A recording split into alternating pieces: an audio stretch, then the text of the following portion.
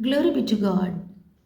ദൈവത്തിൻ്റെ അതിപരിശുദ്ധമായ നാമം ഈ പ്രഭാതത്തിലും വാഴ്ത്തപ്പെടുമാറാകട്ടെ. എന്നെ ശ്രവിക്കുന്ന എല്ലാ പ്രിയ ദൈവമക്കൾക്കും യേശു ക്രിസ്തുവിൻ്റെ നിസ്തുല്യ നാമത്തിലുള്ള എൻ്റെ സ്നേഹ വന്ദനങ്ങൾ.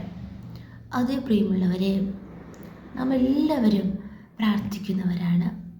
എല്ലാ മതക്കാരും അവരുടെ ദൈവത്തോട് പ്രാർത്ഥിക്കുന്നവരാണ് അല്ലേ? പ്രാർത്ഥിക്കുവാൻ ആർക്കും പ്രാർത്ഥന പഠിക്കുവാൻ പ്രത്യേകം പഠനശാലകളൊന്നുമില്ല. നമ്മുടെ ആഗ്രഹങ്ങളെ, നമ്മുടെ ആവശ്യങ്ങളെ ദൈവത്തോട് ബോധിപ്പിക്കുക, അല്ല എങ്കിൽ ആ ദൈവത്തോട് നമ്മുടെ വിഷമങ്ങളെ പങ്കിട്ട് സംസാരിക്കുക.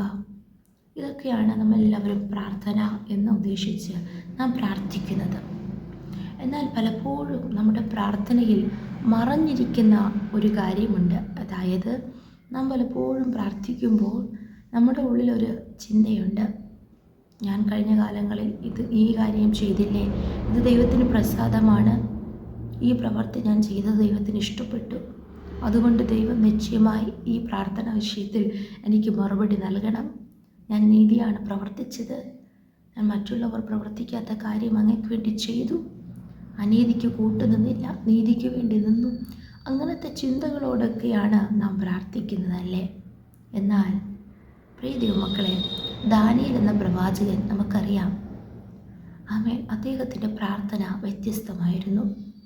ദാനിയേലിൻ്റെ പുസ്തകം 1-ാം അധ്യായം മുതൽ നാം വായിക്കുമ്പോൾ ഓരോ അധ്യായങ്ങളിലും ദൈവം എങ്ങനെയാണ് ദാനിയേലിനെ മാനിച്ചു എന്നും അതിൻ്റെ പുറകിൽ ദാനിയേൽ ദൈവസന്നിധിയിൽ കൊടുത്ത വില എന്തെന്നും എന്തുമാത്രം താൻ ത്യാഗത്തോടെ, തീരുമാനത്തോടെ, ഉറപ്പോടെ, വിശ്വസ്തയോടെ, ധൈര്യത്തോടെ ജീവനുള്ള ദൈവസന്നിധിയിൽ താൻ നിന്നു എന്നൊക്കെ നമുക്ക് കാണുവാനിടയായിത്തീരും.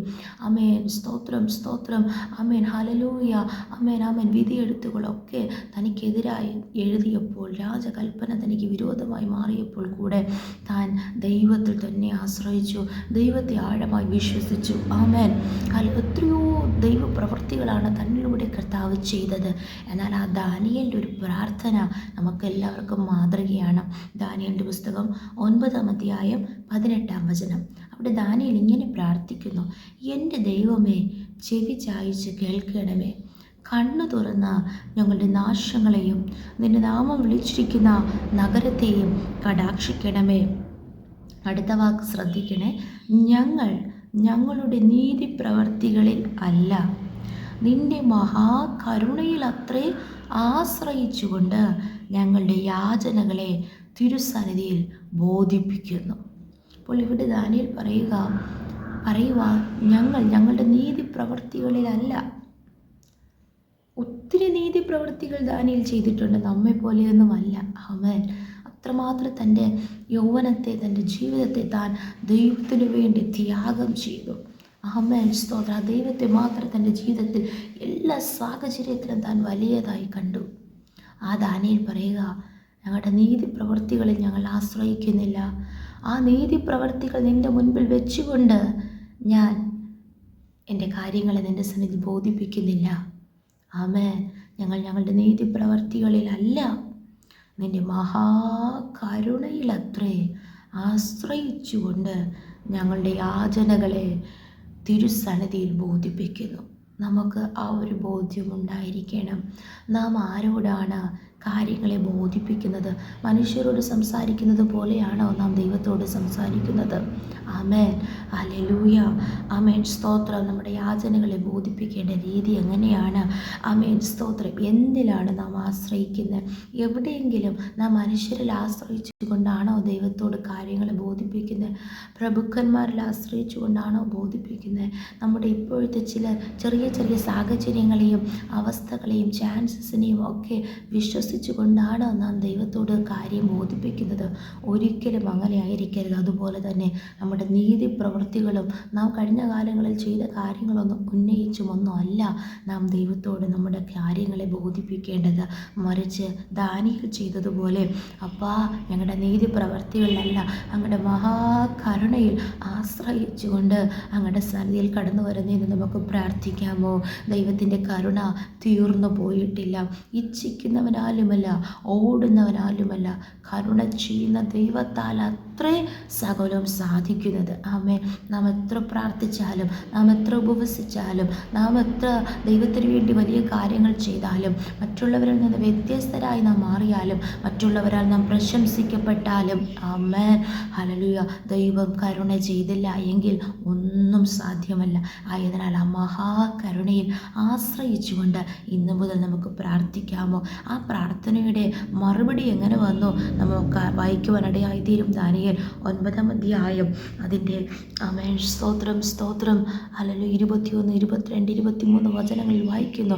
ആമേൻ. അപേക്ഷ ചെയ്തുകൊണ്ടിരിക്കുമ്പോൾ തന്നെ, പ്രാർത്ഥന കഴിച്ചുകൊണ്ടിരിക്കുമ്പോൾ തന്നെ, അതുപോലെ ആമേൻ, സ്തോത്രം സ്തോത്രം, നിന്റെ യാചനകളുടെ ആരംഭത്തിങ്കൽ തന്നെ കൽപ്പന പുറപ്പെട്ടു എന്ന് നാം അവിടെ വായിക്കുന്നു. ദൂതൻ അവിടെ പ്രത്യക്ഷനായും ആമേൻ മഹാകരുണയിൽ ആശ്രയിച്ചു കൊണ്ട് മാത്രമല്ല ദാനിയേൽ പ്രാർത്ഥിച്ചത്. അടുത്ത വചനങ്ങൾ വായിക്കുമ്പോൾ, കർത്താവെ കേൾക്കണമേ, കർത്താവെ ക്ഷമിക്കണമേ, കർത്താവെ ചെവി കൊണ്ട് പ്രവർത്തിക്കണമേ, ആമേൻ എന്നൊക്കെ ദാനിയേൽ തന്നെ താൻ താഴ്ത്തി പ്രാർത്ഥിക്കുന്നു. 20-ാം വചനത്തിൽ ആമേൻ ആമേൻ, എൻ്റെ പാപവും എൻ്റെ ജനമായ ഇസ്രായേലിൻ്റെ പാപവും ഏറ്റുപറഞ്ഞ് അദ്ദേഹം പ്രാർത്ഥിക്കുകയാണ്. ദാനിയേൽ എവിടെയെങ്കിലും പാപം ചെയ്തതായി നാം വായിക്കുന്നുണ്ടോ? ഇല്ല. ദാനിയേൽ വിശുദ്ധനായിരുന്നു, ഹൃദയത്തിൽ തീരുമാനമെടുത്ത് ഉറപ്പിച്ച മനുഷ്യനായിരുന്നു. ഹല്ലേലൂയ. എന്നാൽ ദാനിയേൽ പ്രാർത്ഥിക്കുക, ആ വിശുദ്ധനായ ദൈവത്തിന് മുൻപിൽ ഏതെങ്കിലും പാപം ഞാൻ അറിയാതെ പോലും എൻ്റെ ജീവിതത്തിൽ പറ്റിയിട്ടുണ്ടെങ്കിൽ അത് ദൈവം ക്ഷമിക്കണമേ എന്ന്. പ്രിയ ദൈവമക്കളെ, ദാനിയേൽ പ്രാർത്ഥിച്ചതുപോലെ ഈ ദാനിയേലിൻ്റെ പുസ്തകം 9-ാം അധ്യായം വായിച്ച് ധ്യാനിച്ച് നമുക്കും അതുപോലെ പ്രാർത്ഥിക്കാം. കർത്താവ് നമുക്ക് വേണ്ടി അത്ഭുതങ്ങളെ പ്രവർത്തിക്കും. നമുക്കൊരുമിച്ച് പ്രാർത്ഥിക്കാം. നല്ല ദൈവമേ, സ്വർഗ്ഗസ്ഥ പിതാവേ, അനുഗ്രഹിക്കപ്പെട്ട ഈ ദിവസത്തിലും അങ്ങ് ഞങ്ങൾക്ക് നൽകിയ നല്ല ആലോചനയ്ക്കായി സ്തോത്രം.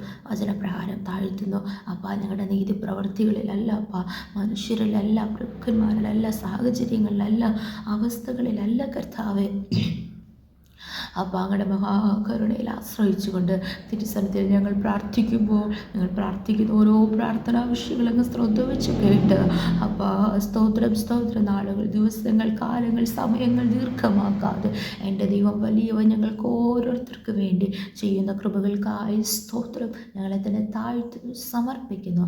യേശുവിൻ്റെ അധികാരമുള്ള നാമത്തിൽ പ്രാർത്ഥന കേൾക്കണം സ്വർഗ്ഗസ്ഥ നല്ല പിതാവേ.